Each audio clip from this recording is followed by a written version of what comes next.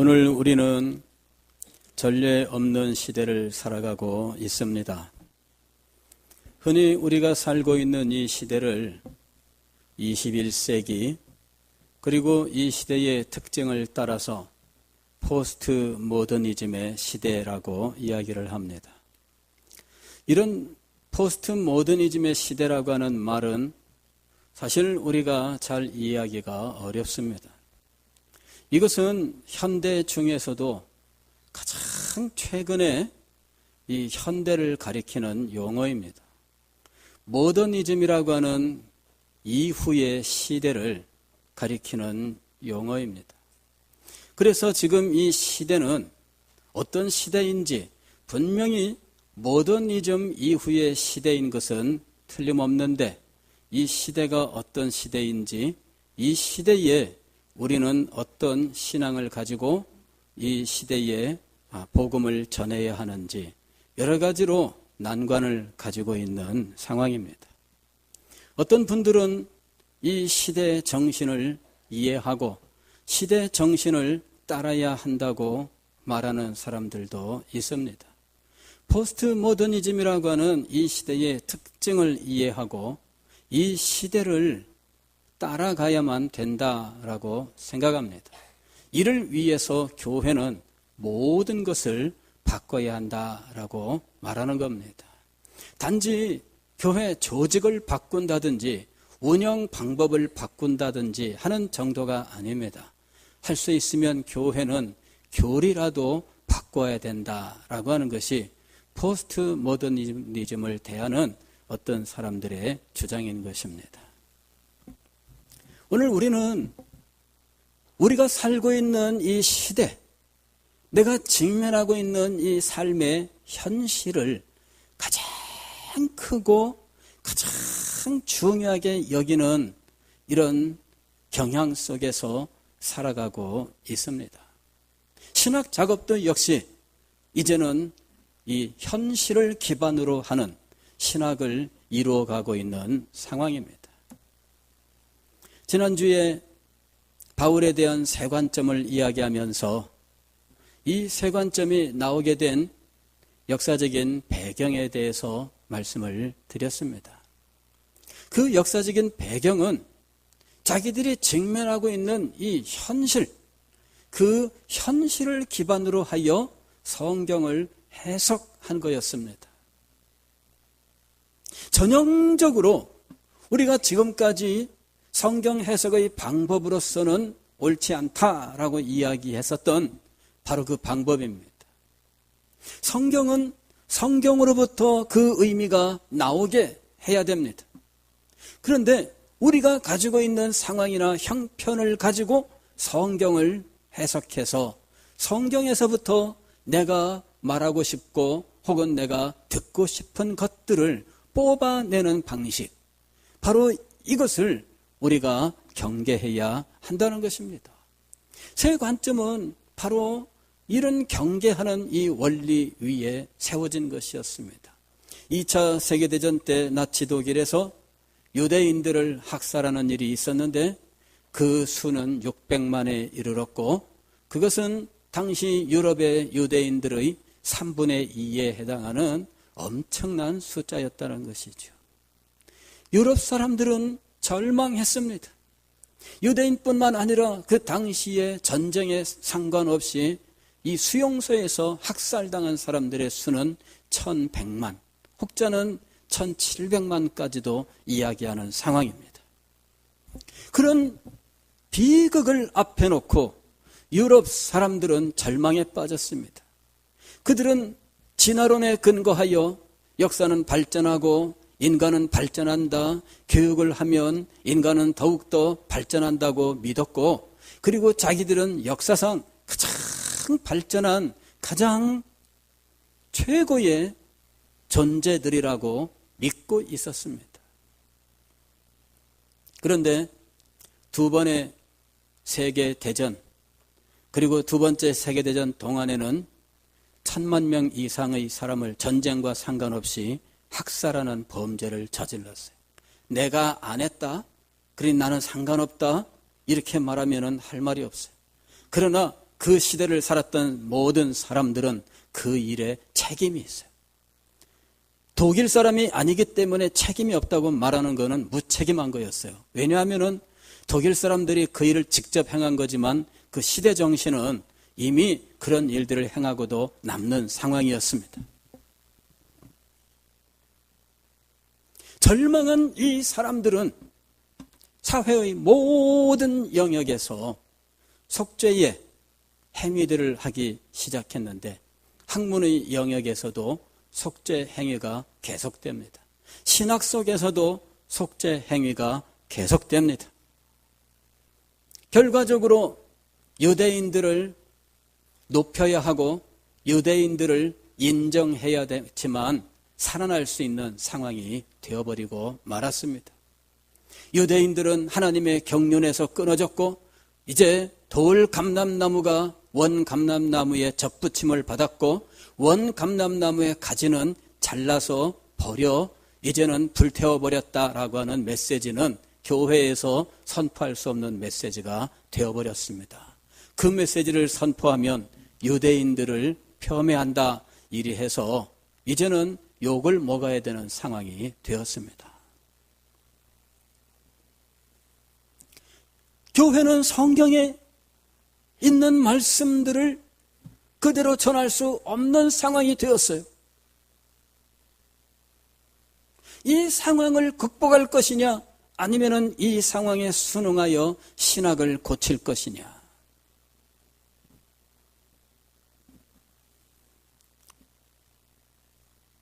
한 세대가 지나고 난 다음에 이런 상황 속에서 영향을 받고 성장한 사람이 이제 신학 작업을 하였는데 그것이 바로 유대인의 복권이었어요.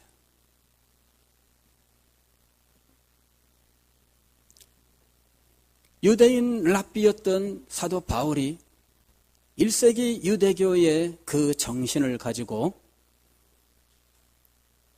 성경을 기록했는데 후대의 사람들이 이 유대의 사상을 알지도 못한 채 철학을 가지고 이것을 철학적으로 해석을 해서 근본적으로 잘못된 교리가 형성되었다라는 주장을 하게 되었고 그래서 우리는 1세기 유대교로 돌아가서 이 성경을 1세기 유대교의 관점으로 새롭게 보아야 한다. 이렇게 주장을 했던 거예요. 자기들이 직면한 이 역사 현실을 가지고 기왕의 모든 신학 작업들을 부인하면서 자기들이 기준으로 삼은 새로운 기준으로 이 신학을 새롭게 해석을 해야 된다고 주장을 한 것이죠. 자, 자기의 입장, 자기의 현실을 신학 작업의 출발점으로 하는 것이 얼마나 위험한지 우리가 알아야 됩니다. 오늘 우리 성경 본문은 디모데전서 1장 3절 이하의 말씀입니다. 3절 말씀을 보면 사도 바울이 디모데 목사에게 에베소에 너를 머물게 한 나의 목적이 있다라고 말씀합니다.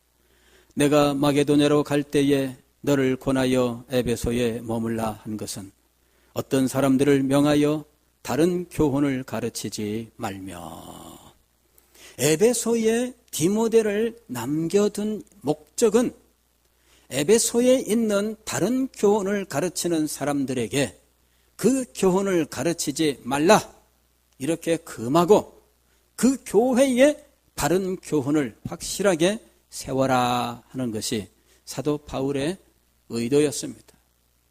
그러면 여기 다른 교훈이란 무엇일까? 그 특징이 4절 말씀에 나오는데 신하와 끝없는 족보에 몰두하는 일이었습니다. 신하와 끝없는 족보에 몰두하는 것. 이것을 다시 설명하는 말이 7절에 나오는데 율법의 선생이 되려 하나. 율법의 선생이 된다는 거예요. 즉, 이 신하와 끝없는 족보는 율법과 관계되어 있다 하는 것을 알 수가 있습니다. 다시 말씀을 드리면은 이것은 유대인에 대한 것이었어요. 유대인으로서 예수님을 믿은 사람이 어느 날 하나님의 말씀을 잘못 이해하는 일이 생겼습니다.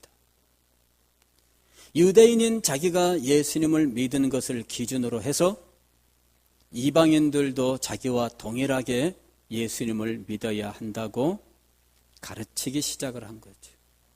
즉 이방인이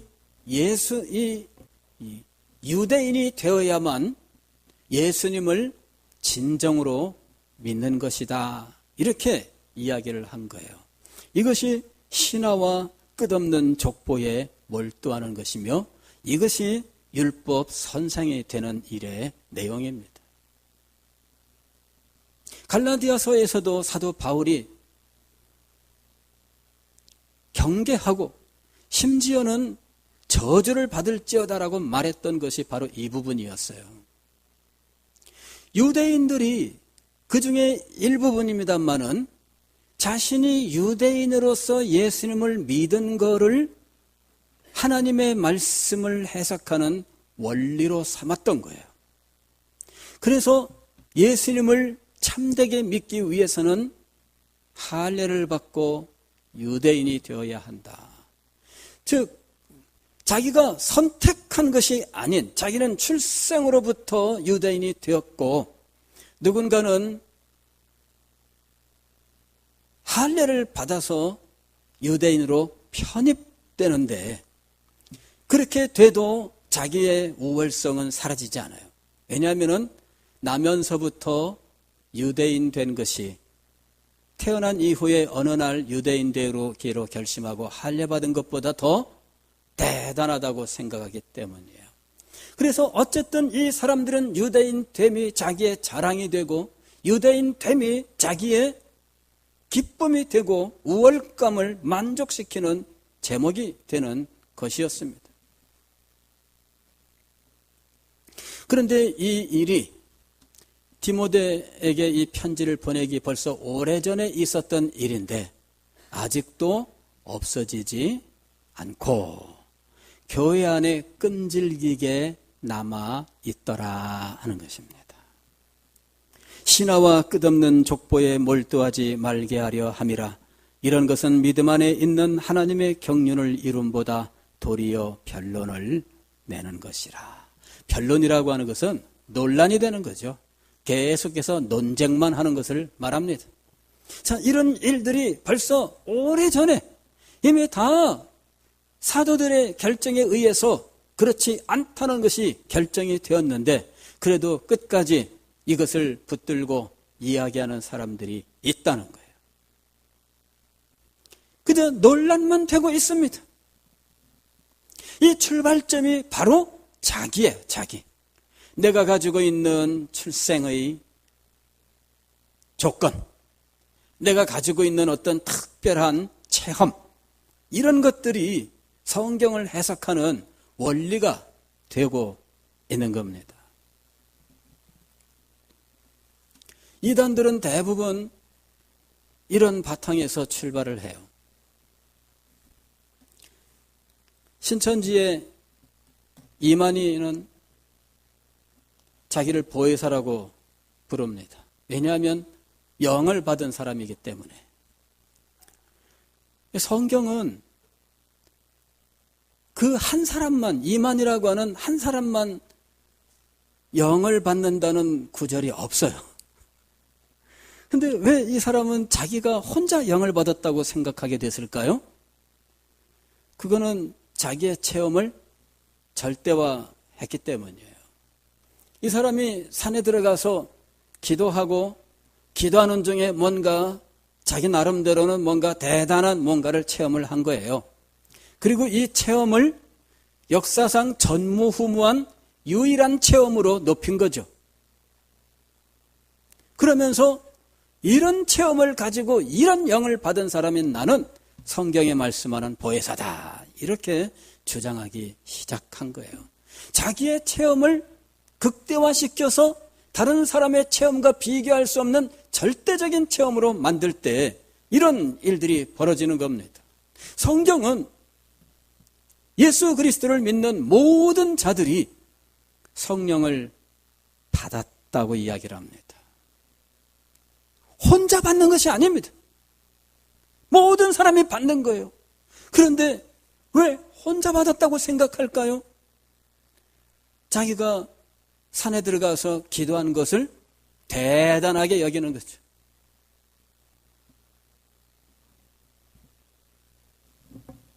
그러면서 이거를 절대화시키는 거예요.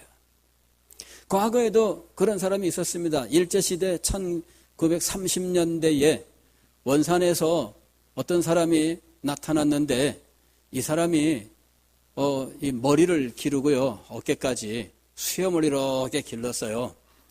누가 생각납니까? 예, 이 사람이 목가름을 했다 이러는 거예요.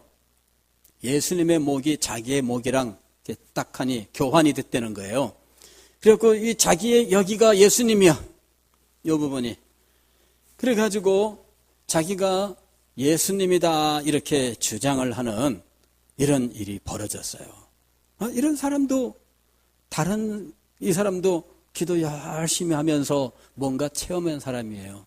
뭔가 체험하면서 그 체험을 절대화시켜서 성경을 보고 성경을 자기에게 갖다가 붙여버렸어요. 내가 예수님이다. 내가 예수다. 이랬더니 또 거기 또 따라다니는 정신 없는 사람들이 있어요. 그런 사람들이 또 그 앞에 무릎 꿇고 엎드려 오 주여 또 이런 거예요. 그랬는데 또 이 원산에서 어떤 여인이 나타났는데 이 여인이 몸집이 뭐 좀 컸는지 어쩌는지 배가 이제 이렇게 나왔어요. 처음에는 이제 임신했다 이랬는데 이게 10개월이 지나도 아기를 안 낳았어요. 그랬더니 이 여인이 어느 날 하는 말이 내가 예수님을 잉태했다 이런 거에 안 나오니까 그러더니만은 어느 날은 잉태한 예수님이 아니라 이제는 내가 예수다 이렇게 돼버린 거예요. 여자 예수가 나타났어요. 그런데 또 정신없는 사람들이 그 앞에 가서 오 주야 엎드려 절한 거예요.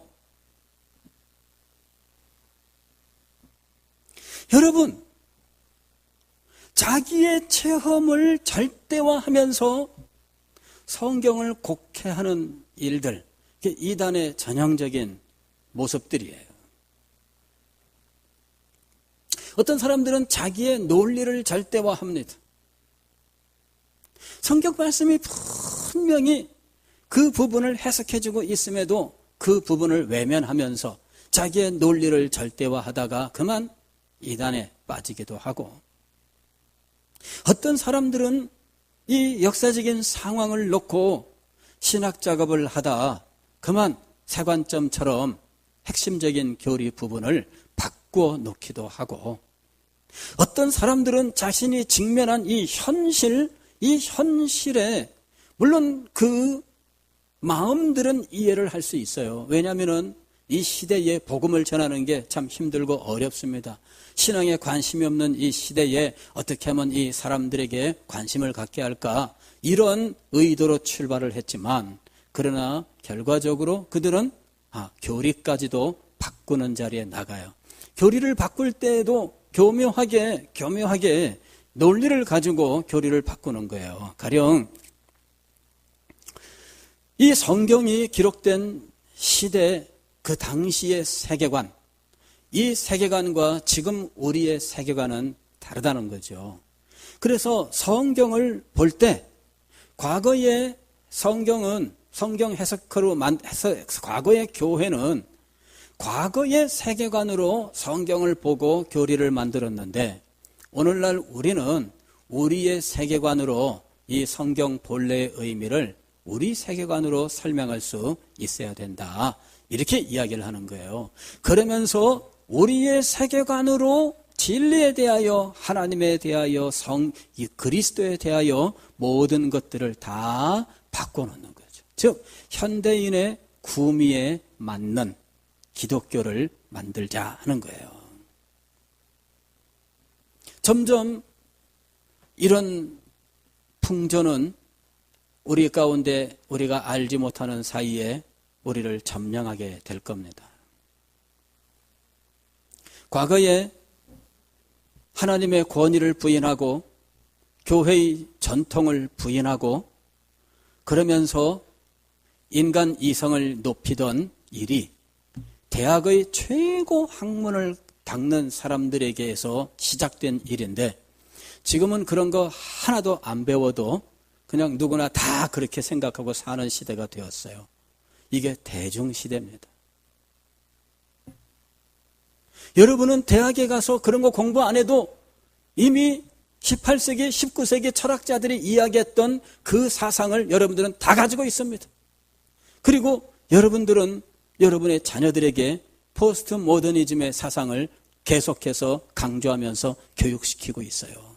여러분은 그것이 무엇인지 알지 못합니다. 그냥 내가 이 시대를 살면서 이 시대에서 습득한 것을 가지고 그대로 아이들을 양육하고 있을 뿐이에요. 이 세상에서 너는 가장 중요한 존재란다. 너는 너 자신을 사랑하고 너 자신을 믿어야 한다. 너의 꿈을 바라보고 너의 꿈을 성취해야 된다. 언제든지 한 가지 기억할 것은 너를 믿어라. 너를 믿어라.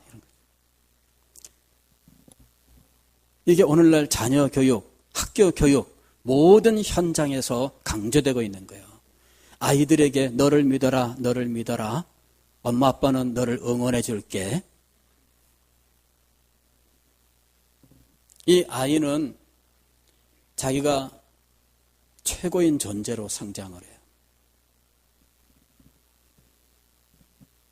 여러분, 바로 이것이 포스트 모더니즘의 특징이에요. 그리고 이 포스트 모더니즘에 접근하기 위해서 교회는 바꿔야 돼요. 이제는 하나님 중심주의가 아니라 각 개인 중심주의로 바꿔야 돼요. 하나님의 영광을 위하여가 아니라 개인을 최고로 높이고 개인이 최고로 편안하게 될 수 있는 방향으로 바꿔야 돼요. 모든 것이 이렇게 변해야 된다고 생각하는 거죠.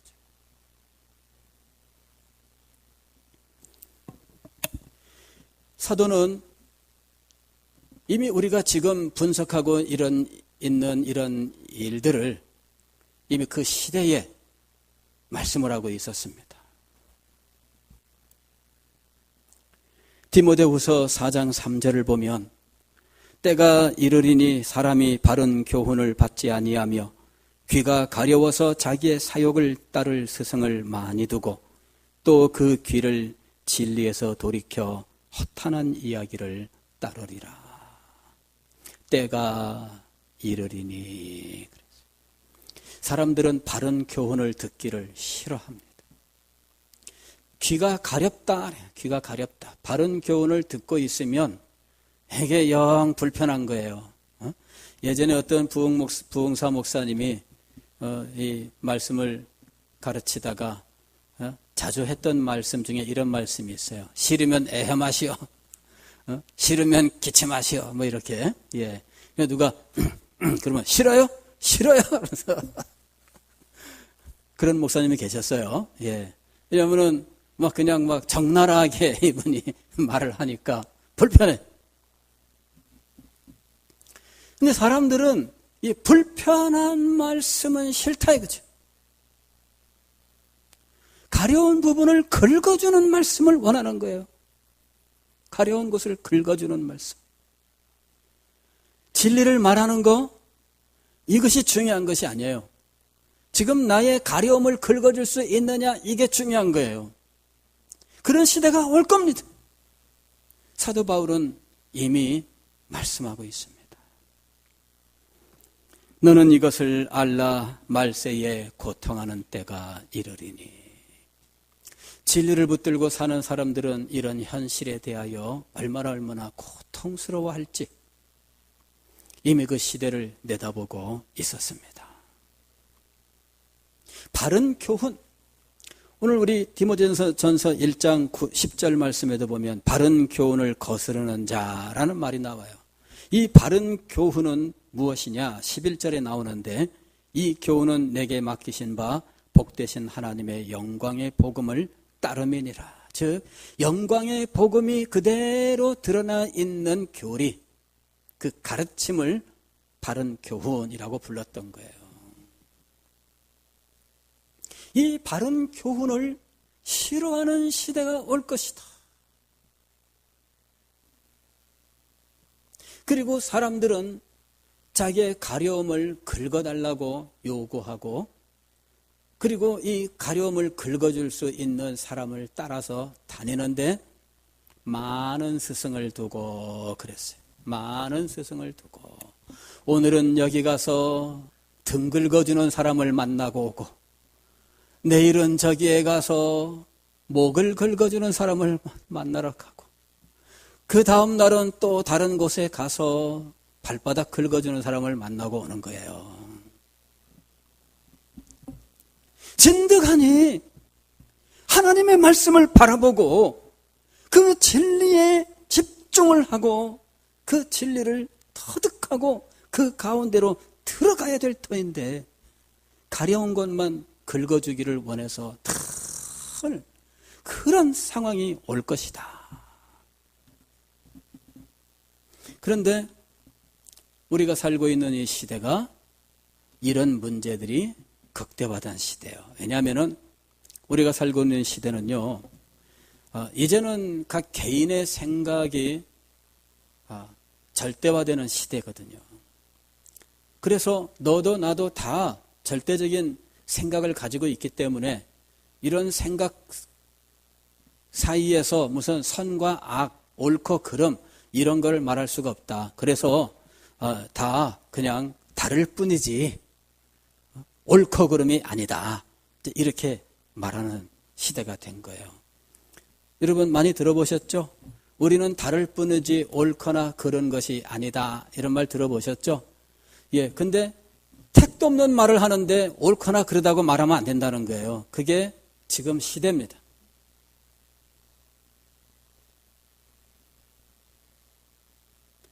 정말 말도 안 되는 이야기인데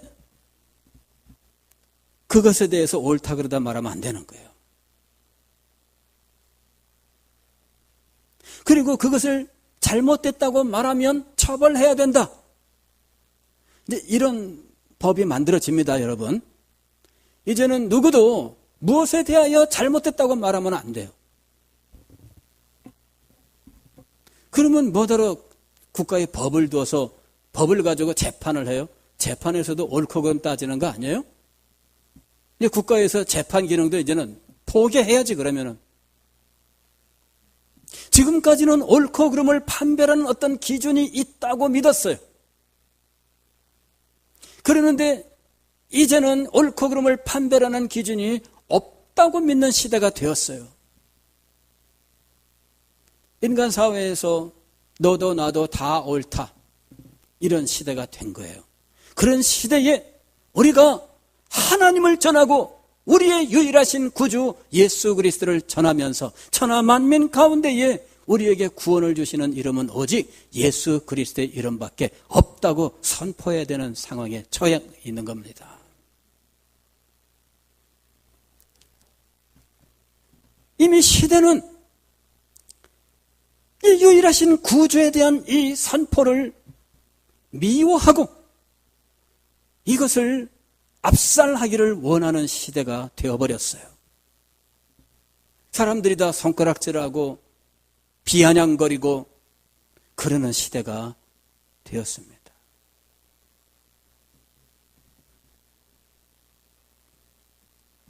여러분, 이런 시대에 우리가 어떻게 해야 될까요? 하나님의 살아계신 역사를 믿지 못하는 사람들은 우리가 사람들의 그 생각을 따라서 그 사람들이 불편해하지 않도록 우리가 변해야 된다, 이렇게 이야기하는 것입니다. 그러나 살아계신 하나님, 역사의 주관자, 당신의 뜻대로 모든 일을 이루시는 영광의 하나님을 믿는다면 그분이 이 시대조차도 바꾸실 줄 믿습니다. 아니, 이 현실은 오늘 우리가 직면한 역사상 유일한 현상은 아니에요.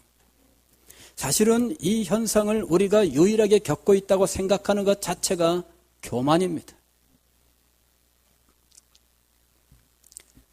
사도들이 복음을 들고 나섰을 때 시대는 복음에 대하여 지금보다 더 강력하게 반대하고 받아들일 아무런 준비가 되어 있지 않은 상황이었어요.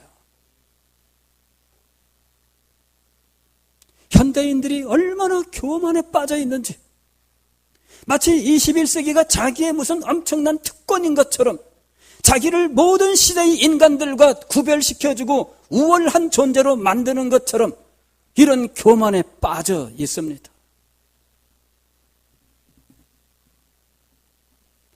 복음을 적대시하고 받아들이지 않는 시대, 그거는 역사 속에 어느 시대나 다 동일한 시대였어요. 사도들이 직면했던 것은 우리가 직면한 현실보다 더욱더 암담한 현실이었어요. 그들은 한 줌도 안 되는 사람들이었습니다. 우리는 얼마나 인원이 많습니까?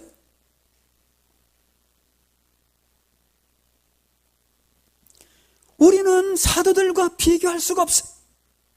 그들은 그런 속에서 하나님의 능력을 믿고 이 복음만이 생명이라고 하는 사실을 믿으면서 이 복음을 들고 나갔던 거예요. 그런데 사도들과 비교할 수 없을 만큼 몇만 배, 몇천만 배 더 강력한 현대의 기독교는 사도들만한 믿음을 보여주지 못하는 거예요.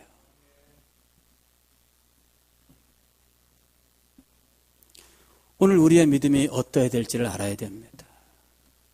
21세기는, 그리고 21세기의 특징인 포스트 모더니즘은 복음을 바꿔야 될 상황이 아니에요.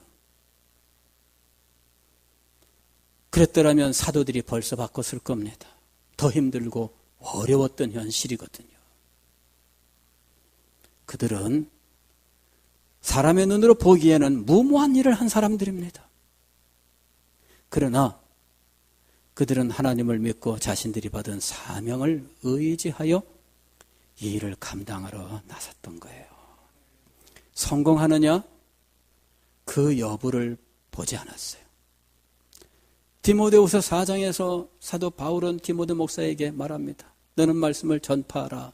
때를 얻든지 못 얻든지 항상 힘써라. 때를 얻든지 못 얻든지 항상 힘써라. 그러면 되는 거예요.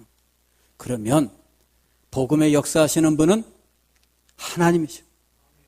복음을 능력 있게 하시는 분은 성령이셔요. 영혼을 구원하시는 분은 하나님이셔요. 왜 능력이 나에게 있어야 된다고 생각합니까? 왜 능력이 우리 교회에 있어야 된다고 생각합니까? 능력은 하나님에게 있는 것입니다. 우리는 하나님을 믿고 나가면 되는 거예요. 너무나 현실을 보면서 현실 제일주의에 빠져버리는 오류에 빠지면 안 됩니다. 우리는 그럴수록 우리의 하나님을 더 바라봐야 됩니다. 우리는 그럴수록 복음의 영광만을 바라보아야만 됩니다. 하나님께서 다 하실 거예요. 주님께서 우리와 함께 하실 겁니다. 주님께서 우리보다 앞서 가실 것입니다. 주님께서 복음을 전할 때 사람들의 마음을 변화시키실 겁니다. 구원받기로 작정된 자들에게 하나님이 역사하실 것입니다. 우리는 이와 같은 하나님의 능력을 믿고 의지함으로 우리 시대를 이겨나가는 사람들이 되어야 할 것입니다. 종교개혁 500주년 말이 많습니다만은 오늘 우리는 이 시대를 이기는 복음의 능력을 확신해야 되겠습니다. 영광의 그 복음을 붙들고 언제나 이 교회를 새롭게 하고 힘있게 하는 우리들이 될 수 있기를 주의 이름으로 축원합니다.